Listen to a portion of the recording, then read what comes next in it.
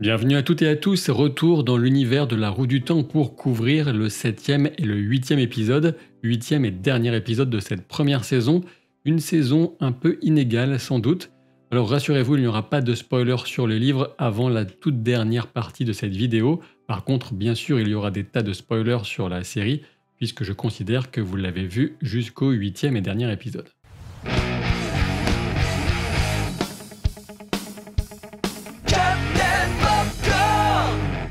Et si je disais saison inégale, même si je l'ai apprécié dans l'ensemble et je crois toujours à son potentiel, c'est que certains épisodes m'ont déçu, notamment le 5e et en particulier je dirais le 8e et dernier.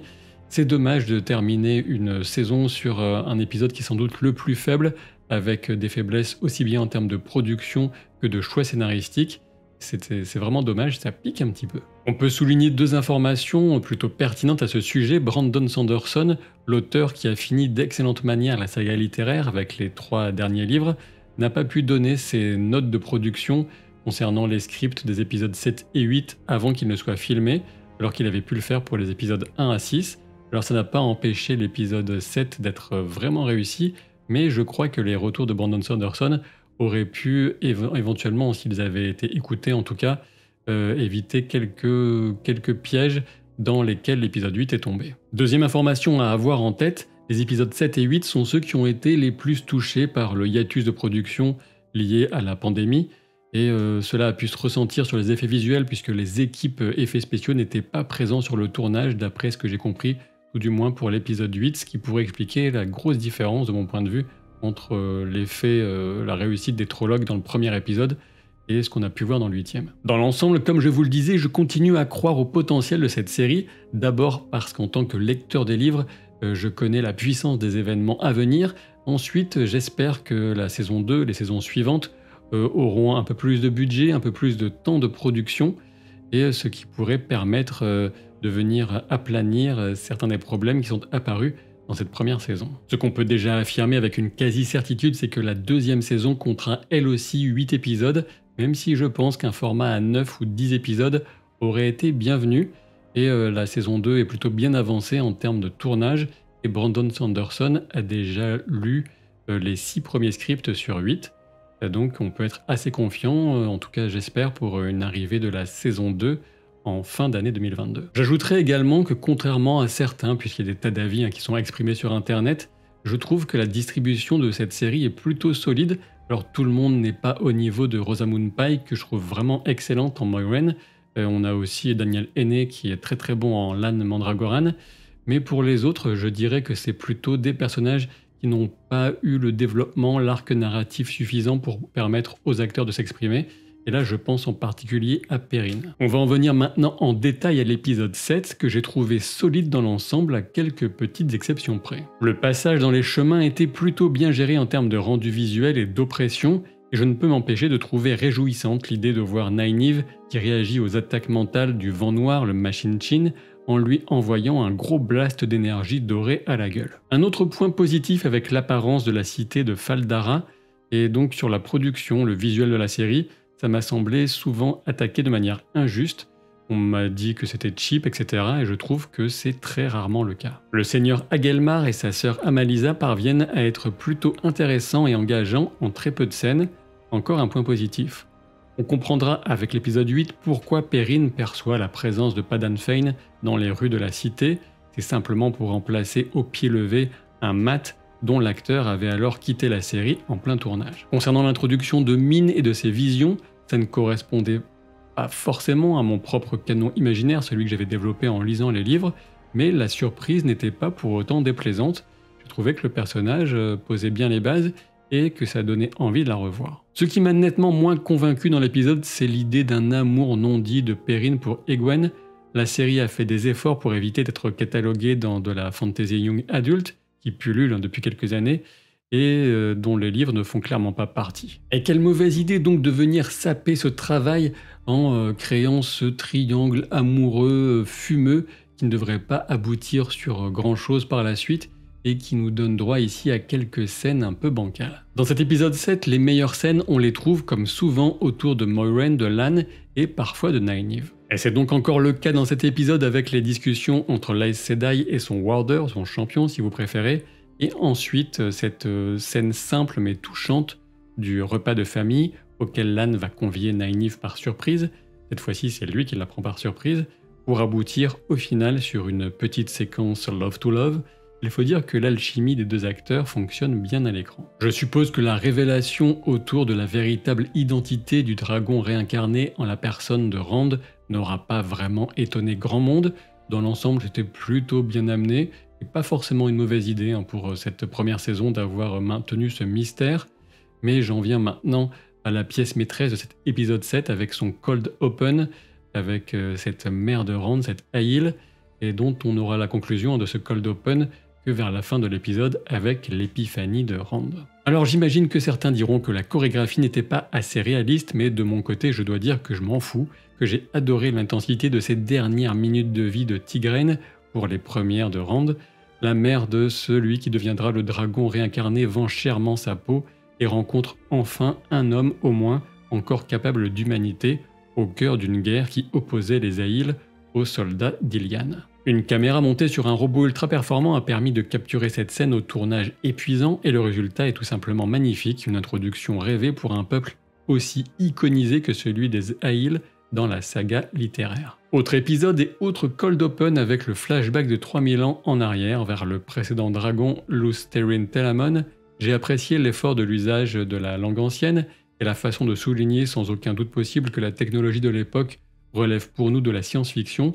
C'est exactement ce à quoi correspond l'âge des légendes dans les livres. En revanche, le contexte proposé pour le choix de ce dragon de tenter d'enfermer le ténébreux me semble mal amené alors que dans les livres, les forces de la lumière sont dans une situation désespérée après des années de lutte acharnée, ce qui ne ressort absolument pas du confort et de la prospérité que dégage toute la scène. Et cette idée que l'Amirline ou la Tamirline, comme ils le disent de l'époque, puisse déjà deviner le risque d'une corruption de la partie masculine du pouvoir, cela me semble être un ajout malheureux par rapport au livre, puisqu'à l'époque absolument personne ne pouvait deviner qu'une telle horreur était possible avant que le ténébreux ne la commette. On remarquera à la main de ces deux personnages la même bague qu'on retrouve sur celui qui se présente ensuite à Rand comme le ténébreux en personne. Je dois dire que j'ai été surpris quant à l'apparence que la série a choisi de donner à la désolation, toute cette zone qui est proche de la prison du ténébreux. J'avais souvent l'impression d'être dans les scènes de Moiraine et Rand sur Dagobah avec Maître Yoda. Alors évidemment avec la caverne du côté obscur, ça peut un peu rentrer en résonance avec les mêmes thèmes, mais ça reste très bizarre et puis surtout en termes beaucoup plus pratiques, on se demande vraiment comment des dizaines voire des centaines de milliers de Trollocs pourraient circuler dans un tel fatras végétal. Ça semble pas très pratique. Malheureusement, c'est loin d'être le plus gênant de cet épisode puisqu'on a certains comportements irrationnels chez quelques personnages et puis aussi une mauvaise gestion de l'espace, voire du temps. Et oui, on a donc une armée de 10 à 20 000 Trollocs qui vont sortir de cette désolation, de cette zone végétale, mais sans jamais croiser par miracle, bien sûr, ni Moiraine et Rand, et encore moins Lan qui pourtant arrive plus tard. Alors par où ils sont passés, pourquoi ils n'en ont pas croisé un seul, on ne sait pas, c'est la magie du scénario. C'est d'autant plus dommage que c'était l'occasion rêvée de donner à Lan un dernier affrontement marquant pour ce dernier épisode de la saison, face à quelques éclaireurs Trollocs ou même face à un blême, ces créatures sans yeux, ces lieutenants, ces capitaines si vous voulez, de l'armée du ténébreux. Mais on n'a rien de tout ça, donc on a juste un Lan qui fait du jogging et qui arrive à la fin de l'épisode. C'est triste. Ceci dit, pour faire un petit retour en arrière, l'idée même selon laquelle Nynaeve serait la personne susceptible d'apprendre, d'enseigner à Lan comment découvrir, comment traquer Moiraine, eh bien c'est presque inacceptable, ça n'a pas de sens s'il y a bien une personne qui devrait être capable de suivre Moiraine, de bien connaître les traces qu'elle laisse, c'est Lan, ça fait 20 ans qu'il voyage avec elle. Il a dû sans doute couvrir leurs traces à plusieurs reprises. Et là, même si Nynaeve est effectivement une excellente traqueuse, comme dans les livres, il n'y a aucune raison qu'elle ait découvert une façon de suivre Moiraine dont Lan n'aurait pas conscience. Et si on passe outre l'idée passablement ridicule d'une sieste au beau milieu de la désolation alors même que Moiraine disait un instant plus tôt de ne rien y toucher, la séquence du cauchemar de Rand est plutôt intéressante et notamment l'effet gore de la mort de l'Aes Sedai et de la flèche absorbée par l'œil. Ceci dit, avec le choix de Rand de se donner la mort pour sortir de ce cauchemar, on a potentiellement un problème de compréhension, de cohérence, mais j'y reviendrai dans la partie spoiler livre. Toute la préparation à la bataille au cœur de la cité de Fal Dara semblait bien partie, avec des femmes qui préparaient des armes de siège, etc. Mais tout ça pour finir un peu en eau de boudin, et une exécution plutôt déplorable du fameux affrontement. Comme je vous le disais, la production de cet épisode a été durement impactée par la pandémie, par certains figurants, certaines personnes absentes, à commencer par l'interprète de Matt, mais quand même je pense qu'il y avait moyen de faire de meilleurs choix scénaristiques. Le moins qu'on puisse dire, c'est que dans cet épisode 8, l'armée Trolloc a un très mauvais rendu visuel, très éloigné de la qualité que j'avais perçue dans le premier épisode lors de l'attaque du village. Et donc ici, on peut reconnaître peut-être ce manque de temps et de budget même pour cette phase. En tout cas, c'est un peu tristouné. Même la cavalcade du seigneur Hagelmar à la tête de son armée fait un petit peu risible, puisqu'on ne comptait que 20 cavaliers, tout ça pour finir à tirer des carreaux au travers de meurtrières, alors que le cercle de femmes capables de canaliser attend la nuit tombée à 500 mètres en arrière, au beau milieu d'une plaine. En termes de décision stratégique, on repassera. Le concept du cercle de femmes qui canalisent avait déjà été introduit dans la saison, mais là il me semble que même avec la présence de Nynaeve et de Egwene qui ont un sacré potentiel de puissance, c'était disproportionné par rapport aux difficultés qu'avait rencontrées Moiraine Sedai, qui est une Aes Sedai chevronnée face à la centaine de Trollocs, admettons, qui avaient attaqué Edmondsfield. Et puis surtout, ça pose des problèmes face à l'adversité à venir, puisque si quelques femmes, quelques Aes Sedai qui ne sont même pas entraînées, qui ne sont pas encore des Aes Sedai, sont capables de détruire une telle armée, alors qu'est-ce qu'il va falloir pour menacer les personnages à l'avenir? Revenons maintenant à l'œil du monde, où on appréciera la scénographie qui vient volontairement rappeler une Pietà, ces tableaux qui représentent la Vierge Marie tenant le corps du Christ dans son giron. Face à celui qui se présente comme le ténébreux, Moiraine se retrouve coupé du pouvoir unique, mais a-t-il posé un bouclier qui l'empêche d'accéder au pouvoir, ou l'a-t-il apaisé, exactement comme ce qui est arrivé à Logain dans l'épisode 4? C'est un point sur lequel je reviendrai dans la partie spoiler livre. Un des points qui m'a sans doute le plus déçu dans cet épisode, c'est la fameuse démonstration de puissance du dragon réincarné qu'on attend littéralement depuis le tout premier épisode, puissance qui doit être multipliée par 100 grâce à la petite statuette, le Sangreal, et que se termine comme un petit pchit un peu ridicule et dont les implications ne sont absolument pas expliquées aux spectateurs qui ne sont pas des lecteurs des livres. En effet, Rand n'aura absolument aucun impact sur la bataille. Visuellement, l'usage de son pouvoir n'est pas du tout impressionnant, et l'essentiel de l'épisode se déroule dans une bataille mentale face à celui qui se présente comme le ténébreux. Et ce type d'opposition mentale, on sait que c'est assez casse-gueule pour rendre ça intéressant. Ici, en l'occurrence, la scène n'est pas vraiment inintéressante et elle vient jouer avec des concepts abordés beaucoup plus tard dans les livres, mais quoi qu'il en soit, comme toutes les scènes de tentative de possession ou de corruption mentale, ça traîne inutilement en longueur alors que le spectateur sait pertinemment quelle en sera l'issue. Restent les deux scènes qui me semblent les plus maladroites de l'épisode et peut-être de la saison, avec d'un côté le petit speech de Padan Fain face à un Perrin figé en pleine cutscene de jeu vidéo, obligé d'écouter, et de l'autre Egwene qui va apparemment ressusciter Nynaeve. Il est évident que la scène de Perrin et Padan Fain a été écrite à la dernière minute pour compenser le départ imprévu de l'acteur de Matt, mais ce n'est pas une raison pour excuser une mise en scène aussi indigente, et encore une fois un manque cruel d'action dans une cité remplie de soldats vétérans. On aura donc un Perrin qui va écouter sagement alors qu'on lui fait un petit discours et que les grands méchants emportent le corps de Valère, qui est un objet très important pour la bataille finale. Et puis bon, on va dire à Perrin, bon, on te tue pas parce que scénario. C'est super. Et puis au passage, un petit coup de poignard à Loial, un logier. Ça c'est le plaisir d'offrir de Padan Fain, il est comme ça. Et on remarquera que c'est avec la dague de Shadar Logoth, celle que Matt avait prise dans la cité de façon bien imprudente. Et on ne sait pas, ça n'a pas été expliqué dans cette saison comment Padan Fain s'est retrouvé en possession de la dague, mais je suppose que la saison 2 reviendra sur ce point. Du côté de Nynaeve, j'espère que l'intention de cet épisode 8 n'était pas de la présenter comme morte, mais c'est clairement ce qui arrive dans l'esprit des spectateurs. On croit franchement qu'elle est présentée comme morte, et j'espère que ce n'était pas l'intention, puisque clairement, s'il y a une des règles importantes dans le système de magie de la Roue du Temps, c'est que une personne, même si elle est très puissante dans le pouvoir unique, ne peut pas ressusciter une autre, sauf cas extrêmement exceptionnels et ouverts à controverse, on va dire. Mais là, en l'occurrence, c'est un mauvais choix. Vous remarquerez que l'une des femmes qui rejoint le cercle de ces femmes qui canalisent faisait partie de la famille à qui Lan est allé rendre visite dans la ville. Et pour ce qui est de cette guérison miraculeuse, elle est d'autant plus dommage que cela n'apparaît que comme une copie de ce qu'on avait déjà vu chez Nynaeve, alors même que les deux femmes n'ont reçu aucun début d'entraînement dans l'usage du pouvoir unique. Heureusement, on a la dernière scène de la saison et l'arrivée de ces navires aussi inquiétants que colorés, et cette apparente attaque par tsunami sur les côtes du monde des personnages. Avant d'en venir à la section spoiler livre, je vous invite à vous abonner à la chaîne si vous ne l'avez pas encore fait, à laisser un pouce en l'air, à me dire en commentaire ce que vous avez pensé non seulement de ces épisodes 7 et 8, mais de la saison. Et si vous ne faites pas tout ça, je serai obligé de sévir encore une fois et d'envoyer Padan Fain avec plein de couteaux vous rendre une petite visite amicale, et toujours avec l'idée plaisir d'offrir. Et c'est donc parti pour la partie spoiler livre, et je commence en douceur, on va dire, du côté de Rand. Toujours pas de mention aux techniques du vide et de la flamme que Tam, son père adoptif, est supposé lui avoir enseigné, pour l'archerie notamment, et je trouve dommage que la série n'ait pas considéré intéressant de prendre 2 ou 3 minutes pour nous proposer un tel flashback. On remarque qu'absolument aucun indice n'est laissé aux spectateurs, aux téléspectateurs, pour prendre conscience que l'homme qu'a rencontré Rand n'est pas du tout le ténébreux mais Ishamael, l'un des Forsaken. Alors je sais que c'est la même chose dans les livres, mais est-ce que c'est une bonne décision de faire exactement la même chose dans la série ?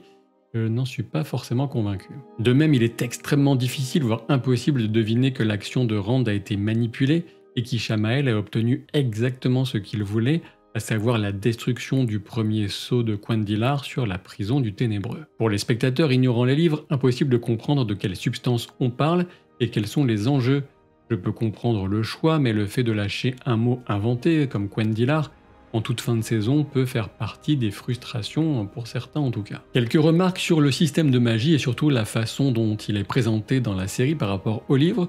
On remarque lorsqu'on est lecteur que Moiraine laisse clairement envisager la possibilité pour elle d'enseigner à Rand l'usage du pouvoir unique, si ce n'est que la folie pèse sur lui, le risque qu'il devienne fou au fur et à mesure de ses usages du pouvoir unique. Mais on sait que dans les livres, seule une femme peut enseigner la maîtrise de Saidar à une autre femme, et seul un homme peut enseigner celle de Saidin, la source masculine, à un autre homme.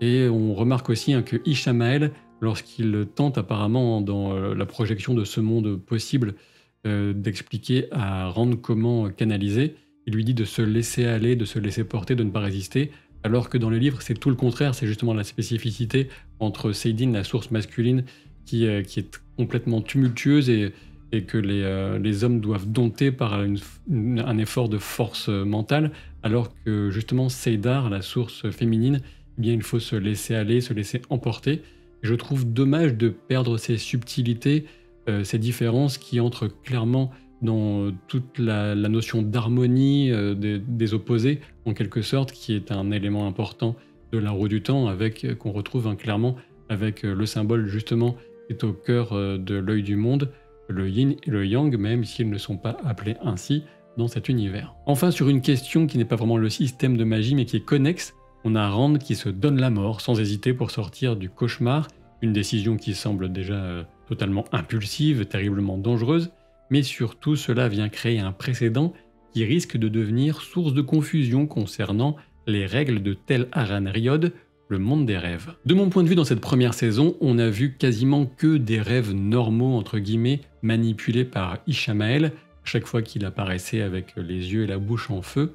Mais à une occasion, on a vu, je pense, Tel Aran-Rhiod, je m'étais exprimé à ce sujet dans mes critiques, je pense, c'est lorsque Moiraine va retrouver Siuan dans cette cabane idyllique, et là on sentait que les choses étaient différentes. Mais ce qui est dommage, c'est que la série ne va à aucun moment, dans cette première saison du moins, expliquer le concept de Tel Aran-Rhiod, et je trouve que c'est peut-être un peu dommage, alors il n'avait sans doute pas suffisamment de temps, et on sait que le showrunner aurait voulu soit des épisodes plus longs, soit plus d'épisodes, mais il a fait ce qu'il pouvait. Concernant maintenant le statut de Moiraine à la fin de cette première saison, alors est-ce qu'un bouclier a été posé sur elle par Ishamael ou est-ce qu'elle a été apaisée? j'ai tendance à penser qu'elle a été apaisée et que cela pourrait introduire en fin de saison 2 peut-être la capacité de Nynaeve à soigner cet état qui était jugé incurable auparavant par les Aes Sedai, à moins bien sûr que Moiraine ne disparaisse dans son affrontement face à Lanfear en passant par un portail et qu'elle ne disparaisse avant qu'elle ne puisse être soignée par Nynaeve. Un mot sur les Seanchan qui me semble aussi inquiétant qu'il le devrait, sachant qu'en termes de symbolique et de costume, l'élément placé sur la bouche des Daman me semble très percutant en termes de rapport de domination malsain et d'esclavage sans qu'on ait forcément besoin des fameuses laisses. Et pour ceux qui connaissent bien les livres mais qui ne se tiennent pas vraiment informés des informations sur la série et ses prochaines saisons, rassurez-vous, bien sûr qu'on aura des personnages tels que Elaine, Gawain, Fail ou encore Aviendha et bien d'autres, c'est prévu au programme. J'espère que cette couverture que j'ai menée jusqu'au bout contre vents et marées de la première saison de La Roue du Temps vous a plu. Sachez que normalement je devrais faire un passage dans l'émission Twitch de la Pierre de Tir, émission qui se tiendra dimanche prochain, le dimanche 10 janvier à partir de 21 h. Je vous mettrai le lien vers leur chaîne Twitch dans la description. Et puis aussi, éventuellement, si le jeu de rôle vous intéresse, n'oubliez pas que j'ai lancé ma chaîne secondaire Captain Jeu de rôle avec une campagne qui a déjà 6 épisodes disponibles. Vous pouvez aller y jeter un œil, voire vous abonner, ça me ferait bien plaisir. Je vous dis à très vite pour de nouvelles aventures. Salut!